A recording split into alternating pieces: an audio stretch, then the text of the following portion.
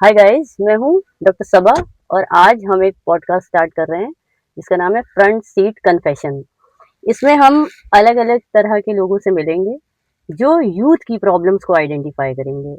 Youth के relationship, उनकी emotional health, mental health, उनके करियर से रिलेटेड प्रॉब्लम्स, सब पे हम बात करेंगे, लेकिन अनफिल्टर्ड और अनस्क्रिप्टेड। तो आज फ्रंट सीट पे हमारे साथ मौजूद हैं अनुज।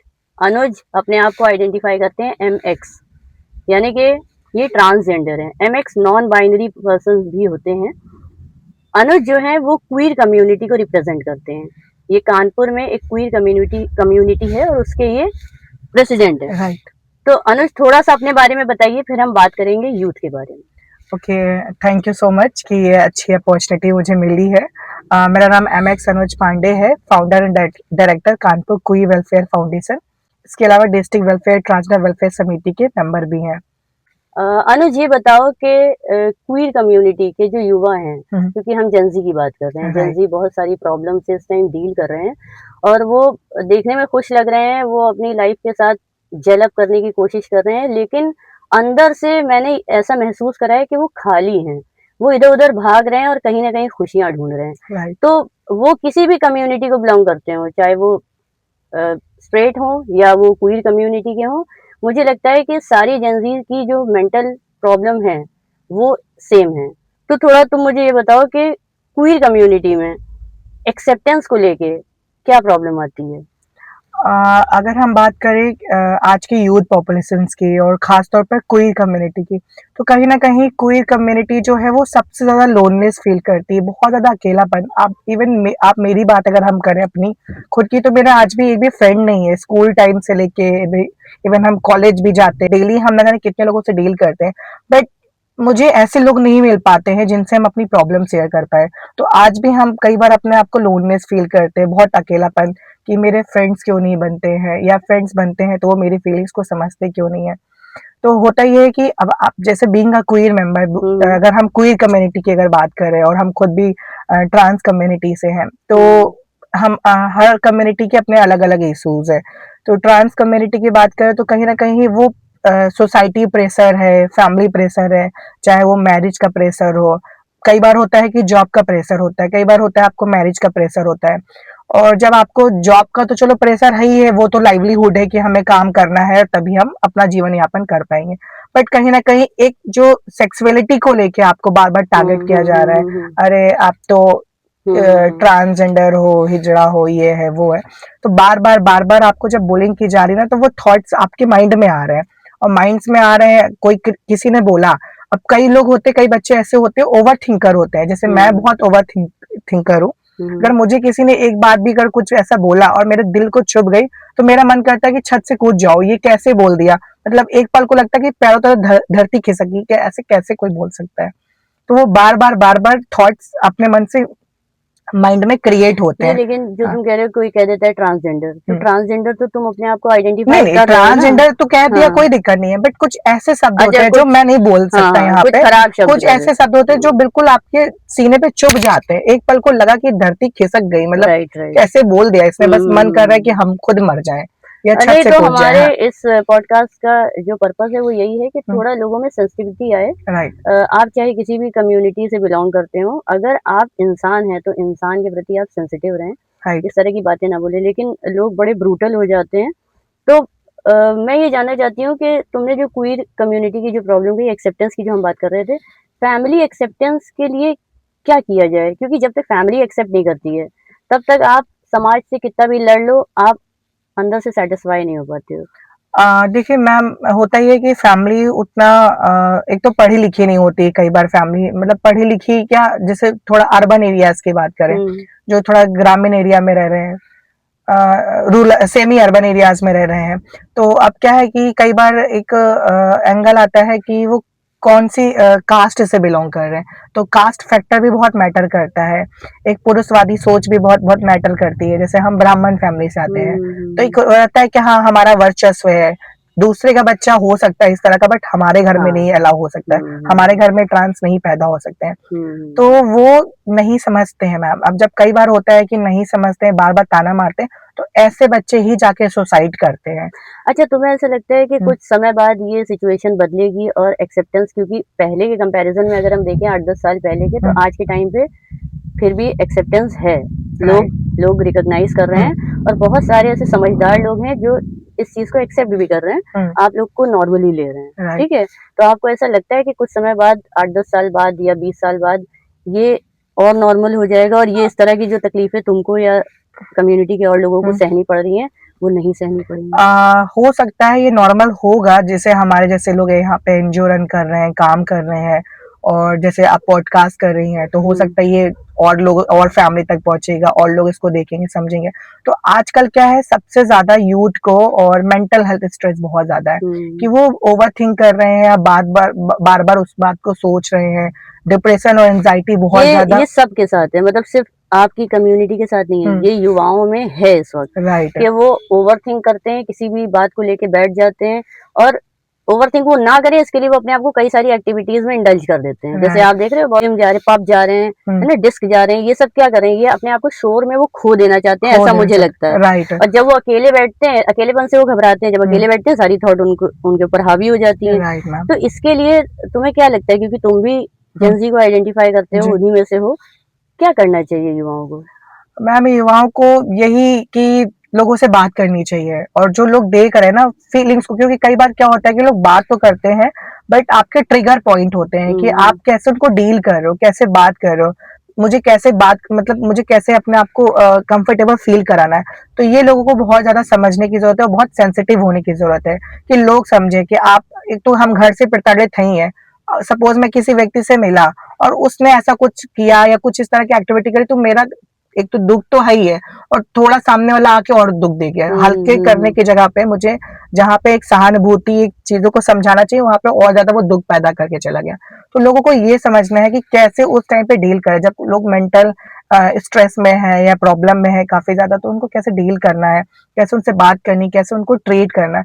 तो ये लोगों को बहुत बेसिक समझ में आना चाहिए, और इस तरह के मेंटल हेल्थ प्रिवेंशन डे को भी मनाना चाहिए। और ये एक दिन का नहीं है कि आज मेंटल हेल्थ डे है, प्रिवेंशन है, suicide day awareness, suicide prevention awareness है, ये पूरा का पूरा एक महीने का एक पूरा डे सेलिब्रेट करना चाहिए, जहाँ पे अलग अलग सेशन हो, वर्कशॉप हो, क्योंकि सबसे ज्यादा प्रॉब्लम यूथ झेल रहा। ओसीडी सुना होगा, आजकल सबसे ज्यादा लोगों को ओसीडी हो रहा है। कई बार मुझे भी लगता है कि क्या मुझे ओसीडी हो रहा है, कई बार मैं खुद भी कंफ्यूज रहता हूँ, इंटरनेट पे सर्च करता हूँ ये ओसीडी क्या है, मेंटल हेल्थ क्या है। Obsessive compulsive disorder. हाँ मैम, और कई बार डिस्फोरिया भी होता है कि भाई एक तो हम मुझे भी डिस्फोरिया है, एक तो डिस्फोरिया हो गया, चाहे वो जेंडर आइडेंटिटी का डिस्फोरिया हो गया या नॉर्मल कोई ओसीडी का डिसऑर्डर हो गया। तो इस तरह के भी लोगों को थॉट्स आते हैं। अब उस थॉट्स आ रहे हैं, वो किन से बात करें, कहा जाए, क्योंकि पेरेंट्स तो बिल्कुल नहीं समझने वाले हैं, वो उल्टा आपका। और पेरेंट्स तो नहीं समझते हैं, लेकिन जो इस टाइम युवा इधर उधर भाग के शोर में अपने आप को खो देना चाह रहा है, उससे भी ये समस्या सॉल्व नहीं होती। मुझे ऐसा लगता है कि उनको किसी से बात करनी चाहिए, कोई ऐसा दोस्त या कोई अपना कोई ऐसा होना चाहिए, अगर वो उससे बात कर लें, अपनी दिल की बात पूरी उससे डिस्कस कर लें और रो लें। कई बार होता है इंसान रोना चाह रहा होता है, रो नहीं पा रहा होता है, क्योंकि उसे लग रहा होता है मैं किसके आगे रोऊं, जहाँ रोऊंगा वो हंसने लगेगा मेरे ऊपर, है ना, क्योंकि लोग, आपके पास कोई ऐसा अपना कॉन्फिडेंट नहीं है जिसके साथ आप बैठ के अपनी दिल की बात डिस्कस कर लें। तो ऐसा कोई होना चाहिए। अगर आपने अपने दिल की बात किसी से कह दी, उसके सामने अगर आपको रोना है, आपने रो लिया और उसने आपको समझा, तो मुझे लगता है बहुत कुछ हल्का हो जाता है। इवन मैम आजकल जो काउंसलर हैं, मतलब मैंने खुद भी पर्सनली अपने लिए सर्च किए हैं कि कोई सेशंस, कोई थेरेपी मिल जाए, तो वो बहुत एक्सपेंसिव हैं और उस हिसाब से डिजाइन नहीं है। नहीं, अगर एक्सपेंसिव है तो क्या लगता है, मतलब कुछ है वहाँ बेनिफिट जाके? क्योंकि लोग अक्सर ये कहते हैं, अच्छा तुम परेशान हो, किसी साइकोलॉजिस्ट से मिलो, काउंसलिंग कराओ, ऐसे अब आजकल ये ट्रेंड बन गया। हाँ, ट्रेंड बन गया, पर मैम वो बेनिफिट्स नहीं है उतना, क्योंकि वो उस हिसाब से नहीं समझ पा रहे हैं, एड्रेस नहीं कर पा रहे हैं प्रॉब्लम्स को कि वाकई में इसको प्रॉब्लम है क्या। वो बस आपसे पैसा चार्ज करेंगे, बहुत एक्सपेंसिव होते हैं, एक बार आपको बुलाएंगे, कोई हेल्प नहीं मिलेगी फिर दोबारा बोलेंगे थेरेपी के लिए आइए। तो बस ये एक तो वो तो अपने पर सेशन का चार्ज हाँ करेंगे। वो चार्ज कर रहे हैं, आपका पैसा बस बेकार जा रहा है। और वो जो हमें चाहिए एक्चुअल में हम सर्च कर रहे हैं जहाँ पे हमें सोल्यूशंस मिल सके, वो काउंसलर सोल्यूशंस नहीं दे पा तो रहे। सोल्यूशन आपको कोई ऐसा ही दे सकता है जो आपका बड़ा आत्मीय हो, मतलब आपका बड़ा बड़ा पर्सनल कोई दोस्त हो, राइट, या कोई भी ऐसा जो आपको समझता हो, जिससे आप अपनी हर बात कह सकते हैं। जिनसे हम बात करके ऐसा कोई सुकून फील। कहाँ मिलेगा, मतलब कैसे ढूंढा जाए, कैसे पता चले? तुम्हारे पास है कोई जिससे तुम अपनी बात कह सकते हो? नहीं मैम, मेरे तो फ्रेंड्स ही नहीं है जिनसे हम अपनी बात करें। और आज मतलब इतना टाइम हो गया, लोग सोचते हैं इतने लोगों से मिलते हैं, तो इतना समस्या तो यही है नाम ना है, कि हमारे पास, और आज भी मेरे पास एक दोस्त नहीं है तो जिससे हम समस्या बात। यही है कि हमारे पास कोई ऐसा नहीं है जिससे हम अपनी बात कह सके, इसीलिए युवा इधर उधर भाग रहे हैं। Right ma'am. तो इसके लिए क्या करा जाए? इसके इस लिए प्रॉब्लम का सोल्यूशन कैसे मिलेगा? इसका सोल्यूशन मैम यही है कि लोगों को एकांत में बैठना चाहिए, चाहे वो नदी किनारे सेल्फ बैठे या एनालिसिस। हाँ सेल्फ में अपने आप में ही उनको खो जाना चाहिए कहीं, या स्पिरिचुअल है तो स्पिरिचुअल की तलाश में उनको मतलब निकलना चाहिए, थोड़ा आध्यात्मिक होना चाहिए। लेकिन ताकि एक उनका चीज और मैंने देखी है कि अगर ऐसे बहुत परेशान है मेंटली, तो क्या करते हैं, मेडिटेशन के लिए चले गए।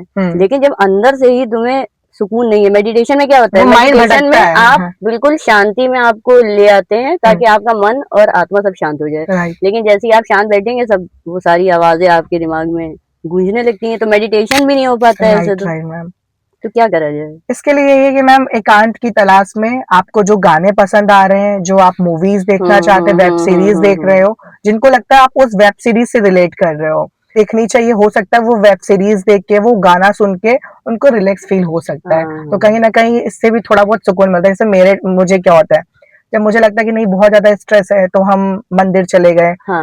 मंदिर के बाहर जो नदी वगैरह है वहां पे थोड़ी देर बैठे, वहां पे दर्शन वर्शन किए, चले आए। फिर घर पे आके अपना गाना सुन रहे हैं, जिससे हमें लग रहा है कि हाँ इस गाना सुनने से हमें सुकून मिल सकता है, या इस मूवी को देखने से, या तो थोड़ा नेचर के साथ आप समय बिताएं, अपने साथ समय बिताएं, राइट, और वो करें जो अच्छा लगता है। बट एक चीज इसमें ये भी है कि फैमिली को थोड़ा आजकल सेंसिटिव होना चाहिए, क्योंकि अगर आप फैमिली सेंसिटिव नहीं होगी तो वो अपने बच्चे को खो देंगे मैम। या तो उनका बच्चा घर से भाग जाएगा, ठीक है, या डिप्रेशन में, या वो डिप्रेशन में चला, जब वो डिप्रेशन में जाता है तो मैम उनके दिमाग में अलग अलग ख्याल आते हैं, एक्सट्रीम में आ जाएगा, तो और वो सुसाइड बच्चों को नहीं समझ रही है, बच्चे पेरेंट्स को नहीं समझ रहे हैं, इसीलिए उनमें इतना गैप आ रहा है, और वो एक दूसरे के साथ अपनी प्रॉब्लम को डिस्कस नहीं कर रहे हैं। तभी देखो बच्चे अपने घरों से दूर हैं, वो या तो मोबाइल में ढूंढ रहे हैं कुछ कि उन्हें ऐसा मिल जाए जिससे कि वो कनेक्ट कर सके। घर वालों से बात ही नहीं कर रहे हैं वो, क्योंकि उन्हें लग रहा है घर वाले हमारी बात समझेंगे नहीं। तो थोड़ा ये जरूरी है कि घर वाले बच्चों को समझें, युवाओं को समझें, तो ये जो जनरेशन गैप है इसको थोड़ा सा कम करा जा सकता है। बिल्कुल। और ये भी है कि जो हमारे स्कूल एंड कॉलेजेस है, लोकल अथॉरिटीज है, क्योंकि मेंटल हेल्थ से रिलेटेड नंबर्स तो बहुत सारे लॉन्च हैं, बट लोगों को पता नहीं है कि हेल्पलाइन नंबर कहाँ पे है, या उनको जाना कहाँ पे है, सही सलाह कहाँ पे लेनी है। तो प्रॉपर एक एसओपी और गाइडलाइंस नहीं है। एक आध अगर मेंटल हेल्थ से कोई जूझ रहा है तो एक आध हेल्पलाइन आप शेयर कर दो। मेंटल हेल्थ से जूझ रहा है, अगर वो कानपुर से है तो हमारे पास में भी एक दो काउंसलर है जिनको हमने रखा हुआ है, और जो इस तरह के सपोर्ट देते हैं, चाहे वो अपनी सेक्सुअलिटी से रिलेटेड हो, या उनको डिस्फोरिया हो, या ओसीडी से वो जूझ रहे हैं, तो वो मेरे नंबर पे भी कांटेक्ट कर सकते हैं। माय नंबर, या अगर वो जनरली मतलब वो क्वीर कम्युनिटी को नहीं बिलोंग करते, लेकिन लेकिन वो बहुत डिप्रेशन में आ रहे हैं, उनको कुछ समझ में नहीं आ रहा है, तो भी कांटेक्ट कर सकते हैं ना, कर सकते हैं। तो हमारे पास में वर्चुअल माध्यम से बहुत सारे काउंसलर हैं जो बेंगलुरु और दिल्ली से है, कुछ क्वीर अफर्मेटिव काउंसलर्स भी हैं, तो वो ऑनलाइन बात करके उनकी प्रॉब्लम सॉल्व करने की कोशिश करेंगे। तो वो @कानपुर क्वेर करके हमारा इंस्टाग्राम पेज है, वहाँ पे भी डीएम कर सकते हैं। ठीक है, या मेरा नंबर है 8090571020 पे कांटेक्ट कर सकते हैं। ठीक है, मैं शेयर कर दूँ। ये बताओ कि एक बड़ा कॉन्सेप्ट चल रहा है इस time, right person wrong time, मतलब सही इंसान मिला लेकिन गलत समय पे मिला, ऐसा है ना युवाओं के साथ, कि तुम मुझे बड़ा देर से मिले, या तुम मुझे अब मिले, पहले मिलते तो है ना, पहले क्यों नहीं मिले। वो ये कॉन्सेप्ट इसलिए है क्योंकि अब वो किसी के साथ ऑलरेडी रिलेशन में हैं, और जिसके साथ वो कनेक्ट कर रहे हैं, जिसको कह रहे हैं कि तुम मेरे सोलमेट हो जी, तो ये जो दो रिलेशन युवा चला रहे हैं, या एक्स्ट्रा मैरिटल अफेयर भी चल रहे हैं, वो इसीलिए चल रहे हैं ना, क्योंकि उनको ये लग रहा है कि हम अब जब किसी रिलेशन में ऑलरेडी हैं तो हमें कोई ऐसा मिला जो सही है, राइट, और उसको वो अपना सोलमेट कह रहे हैं। तो ये सिचुएशन क्या है, ये कॉन्सेप्ट सही है? मेरे हिसाब से आप उसे एज अ देखिए, जब ऑलरेडी आपका रिलेशनशिप चल रहा है किसी व्यक्ति के साथ में, बट आपको एक ऐसा व्यक्ति और मिल गया जिससे आपकी पॉजिटिव वाइब्स बहुत हाँ। मैच कर रही हैं, आपको लग रहा है कि नहीं इसके साथ मेरा तालमेल बहुत अच्छा बैठ रहा है या ये मुझे बहुत समझ रहा है, बट ये कहीं ना कहीं चीट हुआ ना कि ऑलरेडी आप किसी के साथ कनेक्टेड हो बट आपको दूसरा पर्सन मिला। हाँ ठीक है, आपको मिला है, आप उससे बातचीत करिए, उसके साथ में रहिए, उसको भी अपनी फीलिंग शेयर करिए, बट ये नहीं कि उस टाइम पे भी आप उधर भी डेट कर रहे हो, इधर भी डेट करना शुरू कर दिया, तो ये कहीं ना कहीं रॉन्ग तरीका है कि हम किसी को एक धोखा रॉन्ग दे तो रहे हैं। है, लेकिन वो उसको ऐसे जस्टिफाई करते हैं कि ये जो नया इंसान हमको मिला है, जिसको वो अपना सोलमेट कह रहे हैं या जिससे उनकी वाइब मैच कर रही है, हाँ। कि ये हमको समझ रहा है और जिसके साथ हम ऑलरेडी रिलेशन में, वो हमारी बहुत सारी चीजें नहीं समझ रहा है, तो हम इसको भी नहीं छोड़ सकते हैं और हम उसको इसलिए नहीं छोड़ सकते क्योंकि पहले वाले के साथ हम कंफर्टेबल है। तो देखिए, एक म्यान में दो तलवारें तो नहीं रह सकती लेकिन हैं। लेकिन हाँ। आज के टाइम पे ये मैं बहुत देख रही हूँ हाँ, ऐसा मैंने भी और देखा इसको है। इसको यूथ जस्टिफाई करते हैं। वो ये कहते हैं कि ये मुझे मतलब इसके साथ सही है। ज्यादा कंफर्टेबल लग रहा मतलब है। दोनों को हाँ, नहीं छोड़ना चाह दोनों को नहीं छोड़ना दोनों के साथ चाहते हैं। रहना है हमको। तो ऐसा तो पॉसिबल नहीं है, उनको कोई एक ही चूज करना पड़ेगा, या तो आप इसको चूज कर लीजिए, उसको छोड़ दीजिए, या उसको चूज कर इसको छोड़ दीजिए। क्योंकि अगर आप चूज हाँ। नहीं करेंगे तो आप खुद भी मेंटली सुकून में नहीं रहेंगे, राइट। क्योंकि आपको अच्छा लग रहा है दोनों जगह, लेकिन जब आप घर आते हैं तो आपको ये लगता है कि मैंने इसके साथ गलत करा, और वहां जाते हैं तो आपको लगता है कि मैं उसके साथ गलत कर रहा हूँ, तो मेंटली आप पीस में नहीं रहेंगे। हाँ, हम तो यही मतलब कहेंगे, जो भी इस तरह का व्यक्ति है तो वो बहुत सोच समझ के डिसीजन ले, दिल से डिसीजन ना ले, वो अपने दिमाग से डिसीजन ले कि उस व्यक्ति उसको करना क्या है। क्योंकि क्या होता है कि ज्यादातर लोग अपने जो डिसीजन होते हैं वो दिल से लेते हैं, इमोशन से लेते हैं, पर दुनिया उनके हिसाब से नहीं चलती कि आप जैसा सोच रहे हो उस हिसाब से चल रही है। तो कई बार हमें अपने दिमाग का भी इस्तेमाल करना चाहिए और अपने दिमाग से फैसले लेना चाहिए। मेरे साथ में भी यही होता था कि हम जितने भी फैसले होते थे वो बहुत पोलाइट वे में और बहुत दिल से, बहुत सेंसिटिव तरीके से लेते थे, बट एक टाइम पे मुझे ऐसा रियलाइज हुआ कि दुनिया हमारे हिसाब से नहीं चल रही है, दुनिया अपने हिसाब से चलती है, और जो भी हमें फैसले लेने दिल से नहीं, बिल्कुल दिमाग से सोच समझ के लेने हैं। उस टाइम पे थोड़ा कठोर बनना भी पड़ता है, अगर आप कठोर नहीं बनेंगे तो लोग आपको दबा देंगे। एक आखिरी सवाल जी। आज का यूथ सोशल मीडिया पर बहुत ज्यादा एक्टिव है और सोशल मीडिया पर वो अपनी पूरी लाइफ खोल के रख दे रहा है, मतलब हर वक्त के अपने इमेजेस शेयर करना, अपने वीडियोस शेयर करना, लाइव लोकेशंस शेयर कर देना, अपने रिलेशनशिप के स्टेटस शेयर कर देना, इतना ज्यादा सोशल मीडिया पर वो एक्टिव हो चुका है कि ऐसा लगता है उसकी पूरी जिंदगी सोशल मीडिया पे सिमट गई है जी। और सब कुछ वो दिखा देना चाहता है। जी। तो ये सही है या गलत है, या सोशल मीडिया की बाउंड्री होना चाहिए? मुझे ऐसा लगता है कुछ बाउंड्रीज होनी चाहिए। ये गलत है कि आप अपनी जो निजी लाइफ है, जो आपका प्राइवेट लाइफ रहनी चाहिए ना, वो आप सोशल मीडिया में कहीं ना कहीं बाहर दिखा रहे हो। तो हम आजकल देखते हैं स्नैपचैट का बहुत ट्रेंड है, हर 5 मिनट में वो कहाँ जा रहे हैं, क्या खा रहे हैं, क्या पी रहे हैं, किसके साथ घूम रहे हैं, तो कहीं ना कहीं वो बहुत पब्लिकली कर रहे हैं।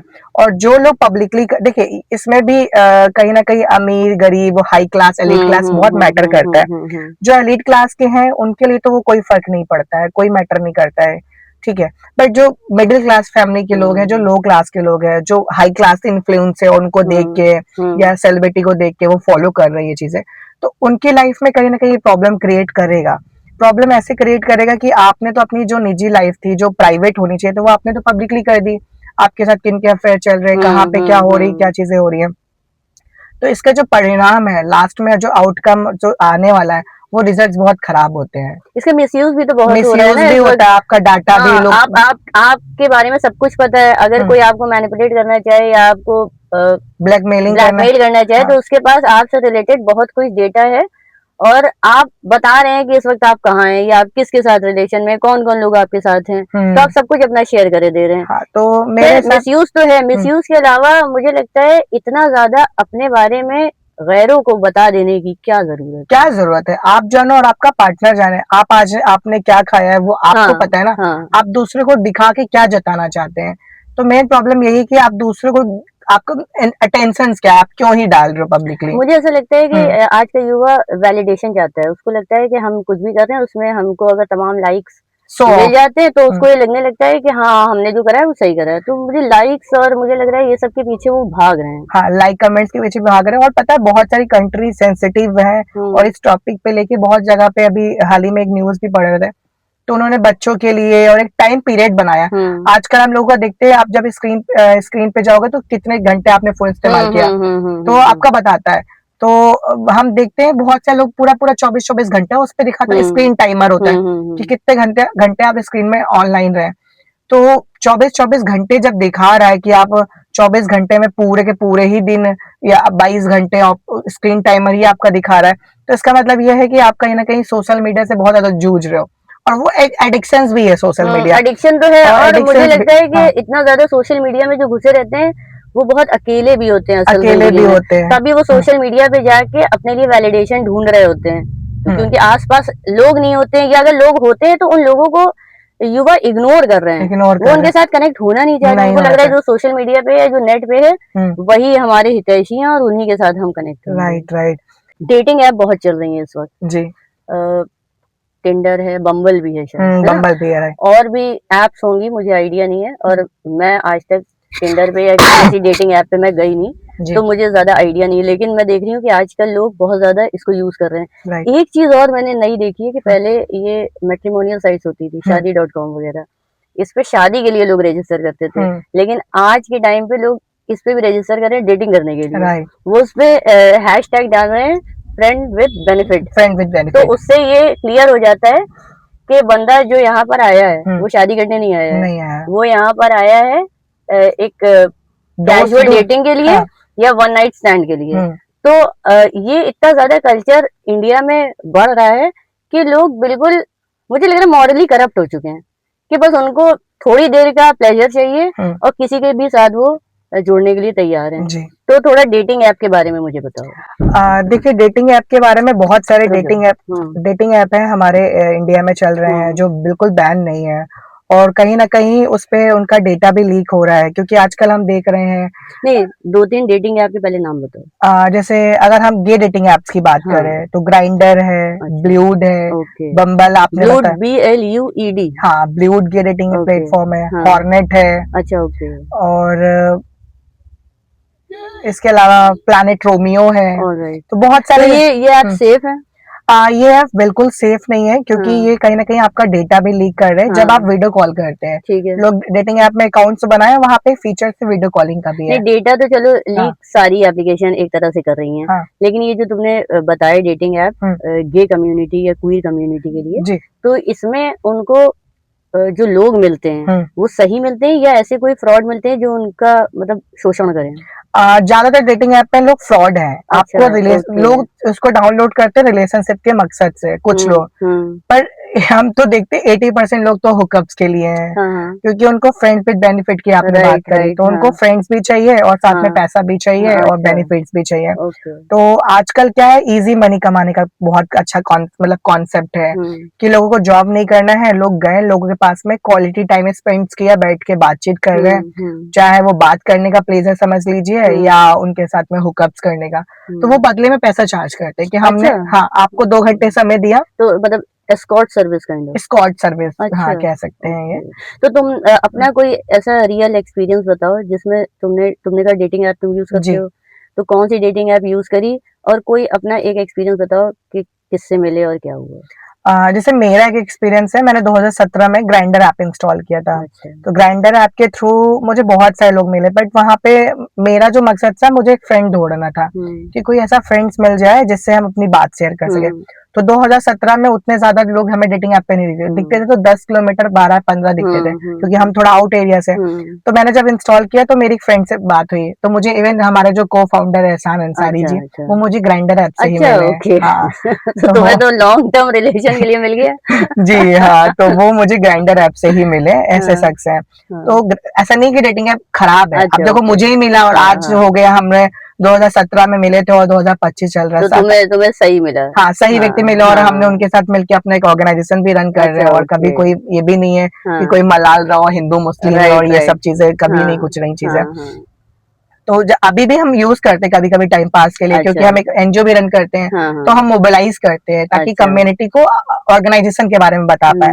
तो हम देखते हैं कि उसमें बहुत ज्यादा स्कैम भी है, कि कुछ ऐसे लोग हैं जो क्या करते हैं, जो थोड़े मासूम लोगों को ढूंढते हैं, उनको टारगेट बनाते करते हैं, हैं, जो हाँ। अपने घर में कम आउट नहीं किए हैं, जो हाँ। बहुत डिस्क्रीट है, उनको टारगेट किया, उनके साथ में खुद भी सेक्स कर रहे हैं, अपने अच्छा, फ्रेंड्स को भी इन्वॉल्व करके ओके, सेक्स कराते हैं, हाँ, जबरदस्ती होता है, और और उनका ब्लैकमेल करते हैं, वीडियोग्राफी भी किया और हाँ, उनको ब्लैकमेल करते हैं कि मुझे ओके, पैसे चाहिए, अदरवाइज मैं तुम्हारे घर में ये वीडियो पहुंचा दूंगा। अच्छा, तो अब वो बेचारे बच्चे होते हैं तो 5-10 हजार रुपए वो इजी कमा लेते हैं, तो इस तरह का भी गैंग सक्रिय रहता है। तो लोगों को यही बोलते हैं कि जब आप डेट करने की बात करो, अच्छी बात है, आप डेट करो, लोगों से मिल रहे हो, बट किसी के घर पे मत जाओ। लोग क्या होते हैं, बोलते हैं हम विद प्लेस है, अकेले आ जाओ मिलने के लिए, बट आप पता नहीं वो अकेले है, उसके साथ 4 लोग और है, क्या है, पर जब भी किसी से मिलना हो तो खुले पार्क में मिलिए, आप किसी कैफे कॉफी डे जाइए, मॉल में जाइए, पहले नहीं वो तो ठीक है, पार्क में मिलिए, थोड़ा सा एक दूसरे को जान लीजिए, हाँ, लेकिन इसके बाद घर जाए। लेकिन एक चीज और है, आज के टाइम पे जो यूथ है वो बहुत जल्दी में है, उसको लग रहा है कि अगर हम इन ऐप्स पे गए हैं तो उनका बस एक ही, हाँ, बस एक ही उनका मकसद है कि हमारा हुकअप हो जाए। तो जैसे कि मतलब मुझे तो ऐसा रियल लाइफ एक्सपीरियंस नहीं है, मैं तो मूवीज में मैंने देखा है कि बस वो मिले और योर प्लेस और माई प्लेस करके वो चले गए, और बस इतना ही है खाली। यहाँ तो भी ऐसे असलियत में भी होगा, असलियत में भी लोग क्या है, अपडेटिंग ऐप यूज करते हैं, तो इतना बड़ा रिस्क तो ले रहे हैं ना। हाँ, रिस्क ले रहे हैं, जान नहीं रहे आप किसी को, आप किसी के घर चले जा रहे हैं, तो अगर वो आपका वीडियोग्राफी कर रहा है या कुछ भी कर रहा है, हम लोग बहुत सारे लोग हैं जो इसकी परवाह भी नहीं कर रहे हैं, सीधा चैट्स करते हैं, तो एक इजी कॉन्सेप्ट है चैट करने का, हाय हेलो उधर से आया, where are you from, I am from Kanpur, where in Kanpur, उसने अपना एड्रेस बताया, यू हैव अ प्लेस, उसने बोला no I have a no place, उससे पूछा आपके पास में प्लेस है सामने वाले से, तो उसने बोला नो नो मेरे पास प्लेस नहीं, अगर है तो उसको बुला लिया, नहीं है तो बोला कि आधा आधा कंट्रीब्यूट करते हैं, तो कोई 500 का होटल लेते हैं और चलते हैं, 1 घंटे के लिए उन्होंने होटल लिया, हुकअप्स किया, तुम अपने रास्ते चले गए, वो अपने रास्ते चले गए, इसके बाद वो एक दूसरे को कांटेक्ट ही नहीं करते, सिर्फ और सिर्फ फिजिकल प्लेजर और कुछ नहीं है। तो इसीलिए तो मुझे लग रहा है यही सब कुछ है जिस वजह से इंसान अंदर से खाली हुआ चला जा रहा है, कि वो बस बाहरी चीजों में अपने आप को, और पता है कुछ लोग ऐसा माइंडसेट होता है कि उनको हर घंटे नए लोग चाहिए, ऐसा सेक्सुअल एडिक्शंस भी है, जो लोग बाहर निकल नहीं पाए हैं, तो हम उनको देखते हैं, उनको हर घंटे नया व्यक्ति चाहिए होता है, हर 2 घंटे वो नया व्यक्ति की तलाश में रहते हैं। तो ये सिर्फ क्वीर कम्युनिटी में, कि ये जनरल भी है, जनरल भी है, हाँ, बहुत सारे पुरुषों को देखा जो हर घंटे नई महिलाओं से मिलना उनको, और उनको लगता है कि हम अपना बॉडी का काउंट बढ़ा रहे हैं। हाँ, ये भी मैंने सुना है, बॉडी लोग जैसे मूवी में ही मैंने देखा है कि तुम्हारे बॉडी काउंट क्या है, हाँ, तो मतलब क्या है ये बॉडी काउंट क्या है कि आप कितने लोगों के साथ सोए हैं। हाँ, तो जैसे कोई बोलता है 250 लोग, 300 लोग, इवन मैं ऐसे लोगों को, 250-300, मैं, आप मानेंगे नहीं, क्वीर कम्युनिटी में ऐसे लोगों को भी जानता हूँ जो 1500 लोगों से मिले हैं, 1500, 2000, कुछ तो 5000 के पार पहुंच गया। नहीं, तो वो जो 5000 के पार पहुंचा होगा, मुझे लग रहा है वो कुछ ऐसे प्रोफेशनली कर रहे होंगे,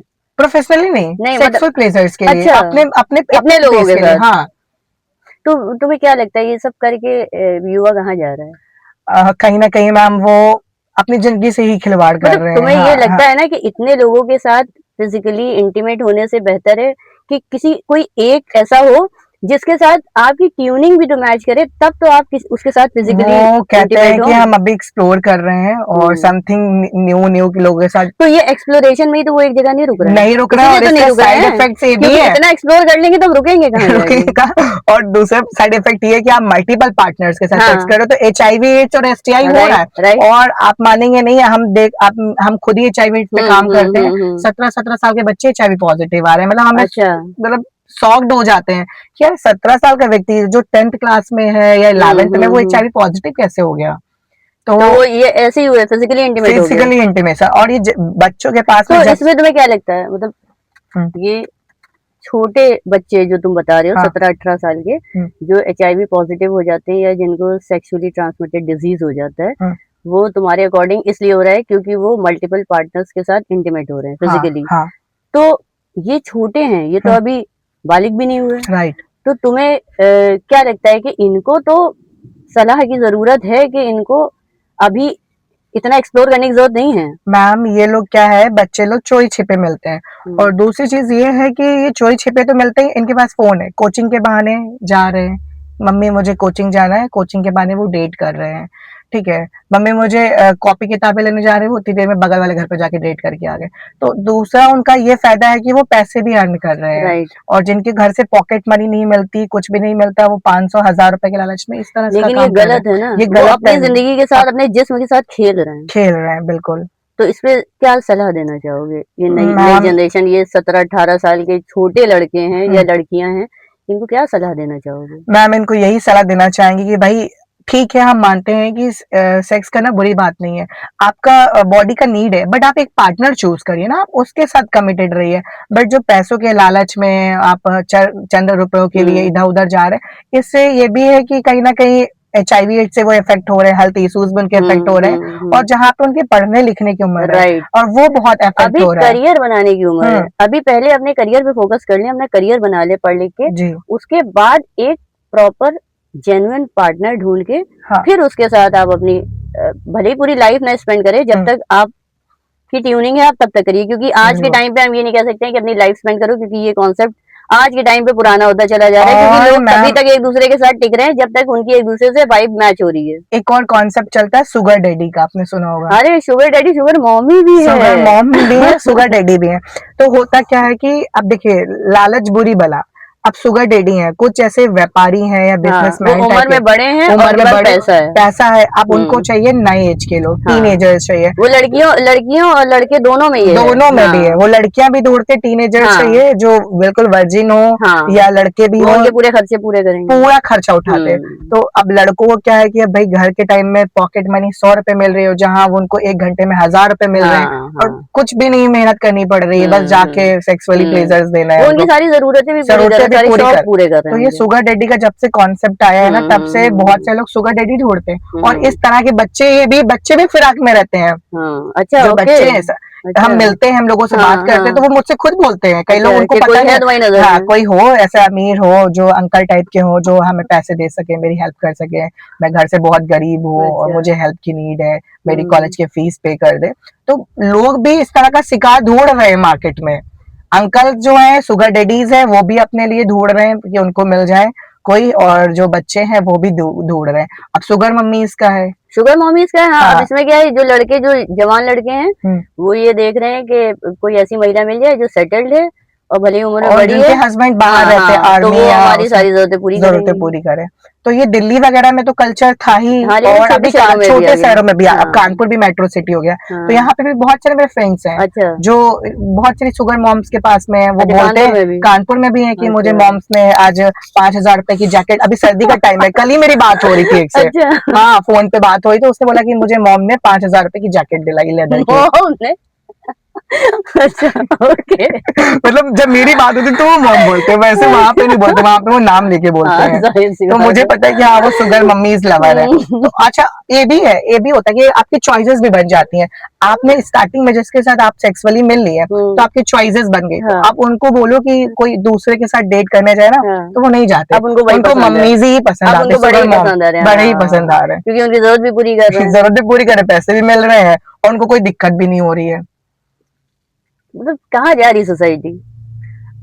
सोसाइटी अपने प्लेजर्स के लिए कुछ भी कर रही है, ढूंढ रही है तो कुछ नया। इसी में युवा परेशान है। इसी में युवा परेशान है, इसी वजह से ही लोगों को मेंटल हेल्थ इश्यूज हाँ, और ये बाकी की जो डिसीजेज है हो रही हैं। तो ये यही रीजन है कि इधर उधर भाग रहे हैं इंसान और टेम्परेरी प्लेजर ढूंढ रहे और हैं। सबसे ज्यादा माध्यम इसका रोल प्ले कर रहा है सोशल मीडिया, हाँ, इंस्टाग्राम, और बहुत सारी हाँ, ऐसी वेबसाइट्स हाँ। भी हैं। कि यूथ अपनी ख्वाहिशों को कंट्रोल नहीं कर पा रहा है राइट। और पैसे के पीछे भाग रहा है और एक दूसरे से कंपटीशन कर रहा है कि अच्छा ये ऐसे कर रहा है तो मैं भी करूंगा, और वो करने के लिए उसको जो भी रास्ता सही लग रहा है उस रास्ते को पकड़े ले रहा है। राइट। वो ये समझ नहीं रहा है कि जिस रास्ते पे हम आंख बंद करके या इस कंपटीशन में कूदे जा रहे हैं वो हमारे लिए आगे जाके हमारी हेल्थ के लिए, हमारी लाइफ के लिए कितना हार्मफुल है। तो मुझे लगता है कि थोड़ा युवा को ठहर के इस बारे में सोचना चाहिए और बिल्कुल सोशल मीडिया पर अपनी पूरी जिंदगी खोल के नहीं रख देनी चाहिए। बिल्कुल। और किसी ऐसे इंसान के साथ मतलब तालमेल बिठाना चाहिए, कोई ऐसा दोस्त हो, कोई ऐसा रिलेटिव हो जी। जो उसको समझ रहा हो, जिसके साथ वो अपनी बातें शेयर कर सके। मुझे लग रहा है थोड़ा सा ठहराव इस वक्त जरूरी है युवाओं के लिए, थोड़ा सा। मतलब वो बहुत भाग रहे हैं। बहुत और भाग रहे उसी भागने में वो डिप्रेशन में आ रहे हैं और अकेले हुए जा रहे हैं। हैं, बिल्कुल। तो चलते चलते एक आखिरी बात, क्वीर कम्युनिटी के लिए हम्म। क्या मैसेज देना चाहते हो सोसाइटी को? कोई कम्युनिटी के लिए सोसाइटी को मेरा यही मैसेज है कि देखिए हम सब आप ही के बच्चे हैं, आप ही की संतान है और आपकी ही कोख से पैदा हुए हैं। ऐसा तो नहीं है कि हम कोई अलग ग्रह या अलग प्रजाति के लोग हों। ठीक है, तो हमें भी समझे, हम प्यार चाहते हैं, देखिए और कुछ भी नहीं चाहते, हम प्यार चाहते हैं, एक फ्रीडम चाहते हैं। ठीक है, और हमारी जो फ्रीडम है वो कोई नाजायज फ्रीडम नहीं है। हम यही तो चाहते हैं कि भाई हम एक इंसान है और इंसान से प्यार करते हैं, इसमें कोई गुनाह नहीं है। और भगवान की बनाई हुई हर चीज खूबसूरत है। अगर भगवान ने हमें बनाया तो ऑब्वियसली सी बात है हम भगवान की किसी भी चीज को नकारा नहीं बोल सकते हैं। भगवान देखिए बहुत सारे बच्चों को डिसेबल्स बनाते हैं, कुछ बच्चे ऐसे तो जो बोल भी नहीं पाते हैं, उनको भी तो माँ बाप रखते हैं, उनको भी माँ बाप करते रखते हैं, फिर भी हम तो ठीक है, बट हमारी सेक्सुअलिटी, हमारी यूनिकता ही अलग है ना। अगर इसको लेके अगर भेदभाव करेंगे तो फिर कोई मतलब नहीं है। तो हम यही चाहेंगे कि भाई हम लोग भी आपके बच्चे हैं, पेरेंट्स को भी समझना चाहिए और ठीक है जैसा आप चाह रहे हैं हम वैसा ही करेंगे, बट ये कि कम से कम आप समझो तो, हमारी फीलिंग्स की कदर तो करो। अगर आप हमारी फीलिंग्स की कदर ही नहीं करेंगे, समझेंगे, तो फिर ऐसे बच्चे ही लास्ट में सुसाइड कर लेते हैं, जिससे पेरेंट्स भी प्रभावित होते हैं और बच्चों के तो अपने आप को वो खो ही देते हैं। तो यही है कि भाई वो समझें और बहुत सेंसिटिव हो। अगर वो नहीं समझ रहे तो यूट्यूब पे या इस तरह के जो डॉक्टर्स हैं उनसे परामर्श लें, उनसे भी काउंसलिंग लें कि हम इस केस में क्या कर सकते हैं। भाई देखिए हर चीज का सोल्यूशन, अगर कपड़ा फट रहा है तो ऑब्वियसली सी बात है उसको सिला भी जाता है, सिल के भी हम ठीक करते हैं। तो इसी तरह से ये है कि कम्युनिटी को जाने, अगर कोई बच्चा आपको अपनी फीलिंग्स के बारे में बता रहा है तो उसको समझे, ना कि इग्नोर करें। अगर आप इग्नोर करेंगे, अगर पेरेंट्स ही नहीं समझेगा तो वो बच्चा कहाँ ही जाएगा, किससे बात करेगा। अल्टीमेटली ये है कि माँ बाप को ये समझना चाहिए कि बच्चा उनका है। जैसे अभी अनुज ने कहा कि अगर बच्चा डिसेबल भी होता है तो भी तो माँ बाप उसको पालते हैं ना, जिंदगी भर उसकी जिम्मेदारी उठाते हैं। तो यहाँ तो आपका बच्चा चलता फिरता योग्य है। बहुत सारे क्वीर कम्युनिटी के लोग बहुत सक्सेसफुल हैं और सोसाइटी में बहुत अच्छा कर रहे हैं। तो आपका बच्चा चलता फिरता योग्य है, तब आप उसे एक्सेप्ट नहीं कर रहे हैं सिर्फ इसलिए कि उसकी सेक्सुअलिटी आपकी सोच से मैच नहीं करती है। तो इसमें उसका कोई दोष नहीं है, वो ऐसे पैदा हुआ, इसमें कुछ खराबी नहीं है, ये कोई बीमारी नहीं है, ये नॉर्मल है, इसको हमें नॉर्मली लेना चाहिए। तो पेरेंट्स से मेरी ये अपील है कि वो अपने बच्चों को एक्सेप्ट करें। बच्चा कैसा भी हो उसको एक्सेप्ट करना पेरेंट्स की जिम्मेदारी है, क्योंकि पैदा तो पेरेंट्स नहीं कर रहे। बिल्कुल। तो इसी के साथ हम इस एपिसोड को यहाँ पे खत्म करते हैं। अगली बार मिलेंगे दूसरे गेस्ट के साथ फ्रंट सीट कन्फेशन पे। Thank you.